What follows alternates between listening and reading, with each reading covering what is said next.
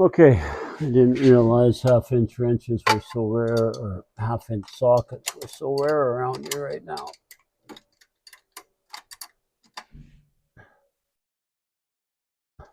I do have some new gaskets kicking around if I need any of them. I think these gaskets I just put in when I put this carb on, so I probably won't wreck them taking it apart.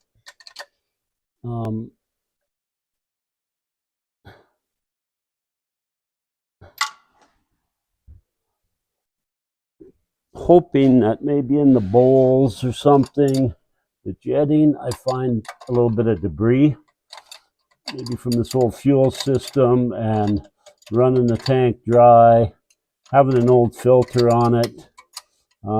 Probably had cooters in it too. But we're kind of so excited to get it running that that's all we're focused on at the time.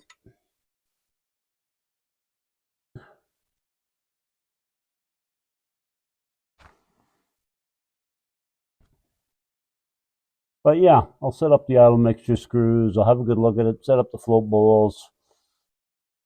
Just re-clean it, make sure that's not the issue, or is the issue, either or.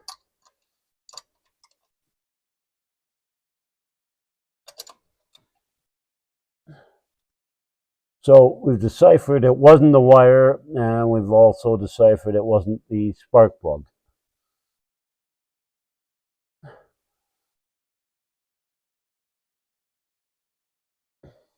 That distributor was an old distributor I just stuck in because the last one crapped out. So can't say that I know for 100% it's a great distributor.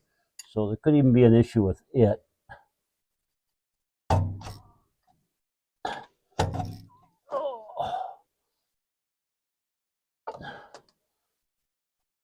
That doesn't look like the best carb gasket. I might have a better one.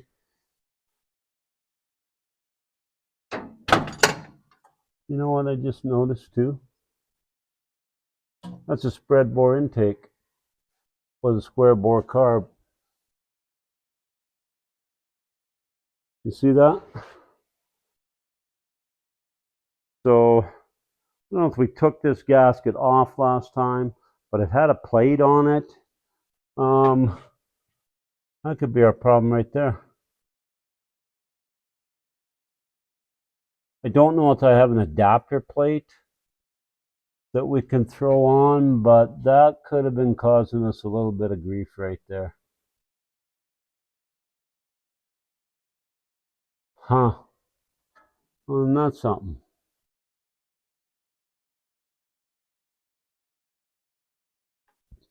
That'd actually be quite nice if that was the issue.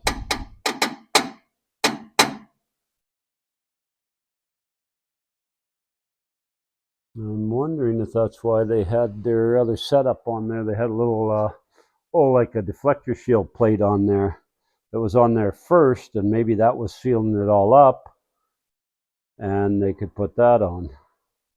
So yeah, maybe that's how that was working. I'll go have a look.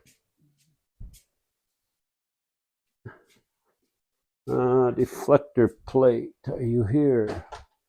No, there you are. Yeah, this is what they had on before. So the way it is, it must have been big enough that it was sealing it properly, because they had that square bore gasket on the top, and they had a spread bore gasket that we just reused on the bottom, like that. Now when we went to use this plate, we had an issue because it was hitting the accelerator pumps. So I'll have to double check it and see why that was, because I'm assuming it wasn't doing it on the other carburetor. So once I empty the gas out of this one, I'll have another look at that. But yeah, it wasn't letting the accelerator pumps go all the way down. These little pumps right here. That arm wasn't going all the way down. You can see That's where that plate would have been sitting. I might squirt a little fuel here. I am. So I'm putting fuel all over the place. But what I'm trying to show you is that arm was hitting the plate. So we'll start by draining the fuel out of this. I'll clean it up good. And I think we might have just found our problem. Now, why only one cylinder, I don't know. Could have been leaking right in here somewhere. And so causing no fuel to go to that cylinder, or lack of. So it wasn't running lean. It just might not have been getting any fuel at all. Might not have been enough to fire it properly. That is a dual plane and not an open plenum intake. These guys were all good on that side. So yeah, it's very possible that we might have just found the problem.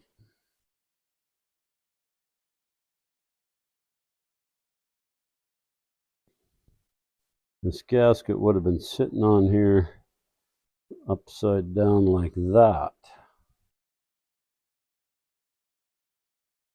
This would have been the back. So it could have lost seal on any of this. I mean, it's an old gasket too, so got a split there. And that's something. So he would have been sitting all right there.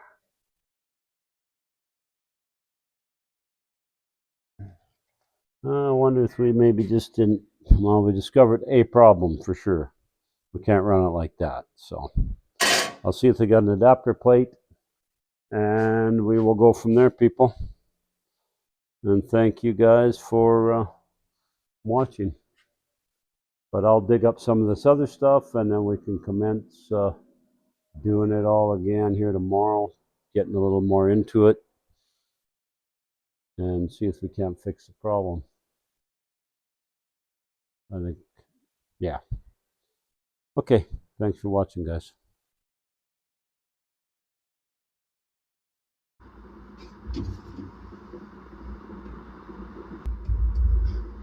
We'll run one of these square gaskets on the top, like so, and then we'll run this on the top, like so. Now I can get away with the nuts on this side. I might have to find a couple of bolts on that side, but I might just have to try it quickly. Now I got a feeling this might not let me shut the hood, and that's probably why they have that plate. Now I can modify that plate. I had a look at the old carb that come off of it, and the accelerator pump arms shoot kind of up, and that's why they weren't hitting the plate. And these ones don't. They kind of almost come straight out with no curve, and they actually shoot slightly below the base of the carburetor. But yeah, I could hook this up just quickly without going through the carb just yet. Now my fuel line's barely gonna fit because of my going up about an inch, so I've spaced it up about an inch now. Now I'm gonna have to go find a couple of bolts because my studs on that side come right out, and they look like there'll be a little bit of work to try and loosen up the nuts on there because they're pretty rusty. But I wouldn't mind just trying to start it and just see if it's running any better. Just like to fire it up quick before I finish Friday night, and I'm going home here soon. But I was just hoping that maybe we could just fire it up quick just to see if that was still missing. Hopefully I can get away with these a little bit short. That one seems worse than the front one. I don't know why.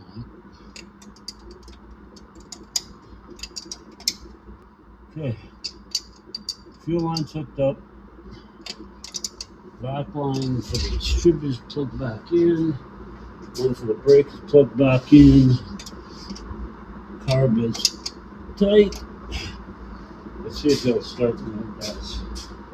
Cross your fingers if it doesn't want to move.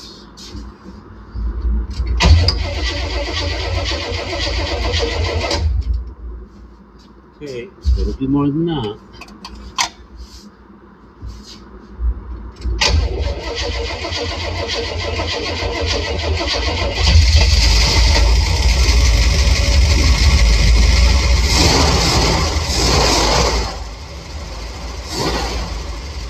Not perfectly smooth, dude.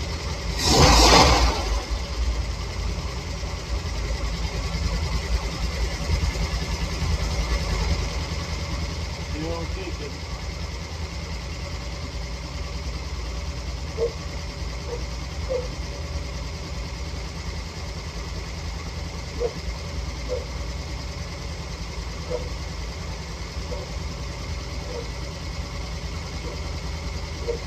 I don't think so, people.